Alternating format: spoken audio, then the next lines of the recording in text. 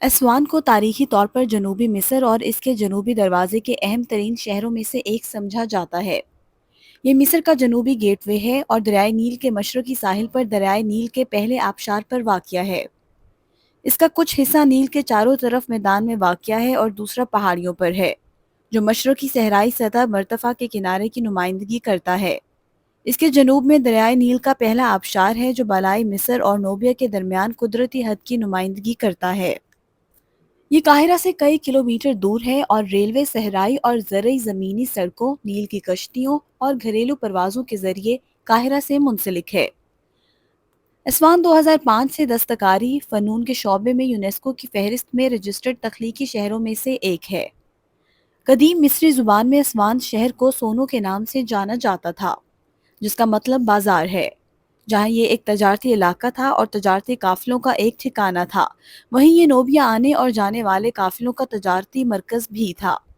مطلیمہ کے دور میں یونانیوں نے اس نام کو بدل کر سین رکھ دیا، پھر اقباط نے اسے سوان کہا۔ اسے سونے کا ملک بھی کہا جاتا تھا کیونکہ یہ نوبیا کے بادشاہوں کے لیے ایک بہت بڑا خزانہ یا قبرستان تھا جو وہاں ہزاروں سال سے مقیم تھے۔ اور اسوان کی سرحد مشرق میں اسنا سے جنوب میں سوڈان کی سرحدوں تک ہجرت سے پہلے پھیلی ہوئی تھی اور اس کے باشندے نوبیان تھے۔ 6 صدی عیسوی میں نوبیا پر اسلامی فتح کے بعد کچھ عرب قبائل اس میں رہنے لگے۔ عرب کے آنے کے بعد اس کا تلفظ اور نام اسوان پڑا۔ چونکہ اسوان ملک کی جنوبی سرحد کی نمائندگی کرتا تھا، اس لیے اس کی اہمیت مصر کی پرانی سلطنت کے دور میں شروع ہوئی۔ یہ وسطی بادشاہوں کے دور میں ان فوجوں کے اجتماع کا مرکز بھی تھا جنہوں نے جنوب میں اپنی حکمرانی کو بڑھانے کی کوشش کی۔ اسوان نے ہکسوس کے خلاف جنگ میں بھی اہم کردار ادا کیا۔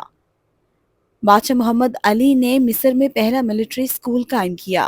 10ویں صدی عیسوی میں اسلامی دور میں اسوان کی ترقی ہوئی، جہاں سے بحری جہاز حجاز، یمن اور ہندوستان جاتے تھے۔ 6 اور 7ویں صدی میں یہ ایک اہم ثقافتی مرکز بھی تھا۔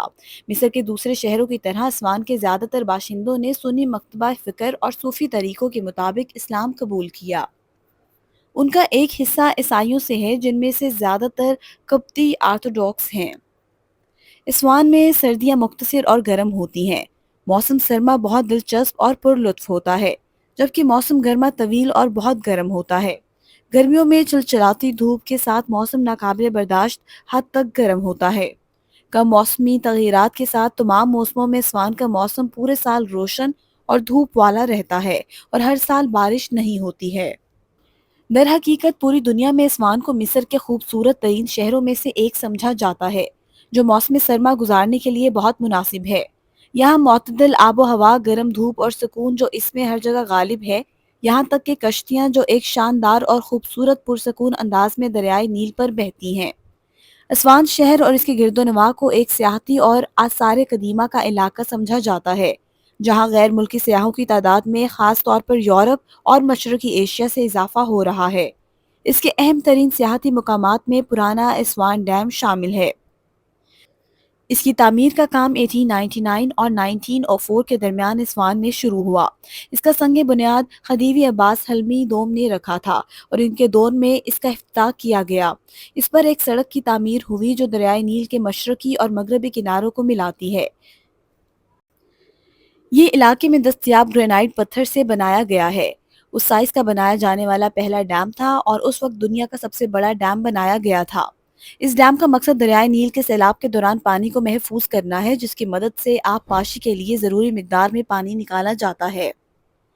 اس کے علاوہ جزیرہ ہیسا کو بہت ساری یادگاروں اور فرعونی نقشوں پر مشتمل ہونے کی وجہ سے ممتاز حیثیت حاصل ہے۔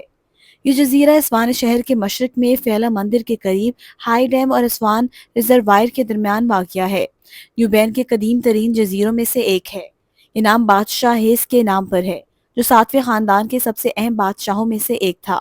اس کے ممتاز مقام ہونے کی وجہ سے اسے ایک میلہ منعقد کرنے کے لیے منتخب کیا گیا تھا۔ ماضی میں یہ جزیرہ اس شہر میں رہنے والے پادریوں کے لیے قبرستان کے طور پر استعمال کیا جاتا تھا، ساتھ ہی ہم سایہ جزیرہ فیلہ کے باشندوں کے لیے بھی، کیونکہ یہ پتھر اور لکڑی نکالنے کے لیے ایک قدرتی کان تھی جنہیں دریا کے پار لے جایا جاتا تھا تاکہ اہرام کی تعمیر کے لیے استعمال کیا جا سکے۔ जजीरे के घर चमकदार रंगों की वजह से चमकते हैं। ये छोटे पहाड़ की चट्टानों पर एक खूबसूरत हम आहंगी के साथ तकसीम किए गए हैं, जो कहीं और तलाश करना मुश्किल है। पहाड़ के पत्थरों से जुड़ी हुई चमकदार रंग की तस्वीरें घरों को बाहर और अंदर से आरास्ता करती हैं। ये खूबसूरती और नफासत बख्शती हैं, जो देखने वालों के दिलों को मोह लेती हैं। फिरौनी, कप्ती और इस्लामी मॉडल्स के फन तामीर में एक हम आहंग खूबसूरती पाई जाती है। घरों को चारों तरफ से पहाड़ और दरिया घेरे हुए हैं, जिसकी वजह से इस जजीरे के लोग आलूदगी से पाक और खूबसूरत साफ हवा से लुत्फ अंदोज होते हैं। ये बीमारियों से पाक सेहतमंद आबो हवा है, जिसकी वजह से ये एक जोड़ों के दर्द के मरीजों के लिए सेहत बख्श मरकज है। ये जजीरा नील की मट्टी से मिट्टी के बर्तन बनाने, जजीरे के लोगों की दस्तकारी और रंगीन मोतियों के साथ यूं बैन लवाजमात की तैयारी के लिए भी मशहूर है, जिन्हें औरतें पहनती हैं। इस जजीरे पर भिंडी, मटर, प्याज, मूंगफली और खजूरों की काश्त भी होती है। जजीरे के लोग कश्तियां बनाने के लिए भी मशहूर हैं, जो इस जजीरे से बाहर निकलने या शहर में दाखिल होने के लिए नकलो हमल का वाहिद जरिया है। इस शहर के ज्यादातर बाशिंदों का पेशा गैर मुल्कियों और सियाहों को माहीगीरी और कश्तियां किराए पर देना है। इसके अलावा कुछ लोग बढ़ई का पेशा भी करते हैं।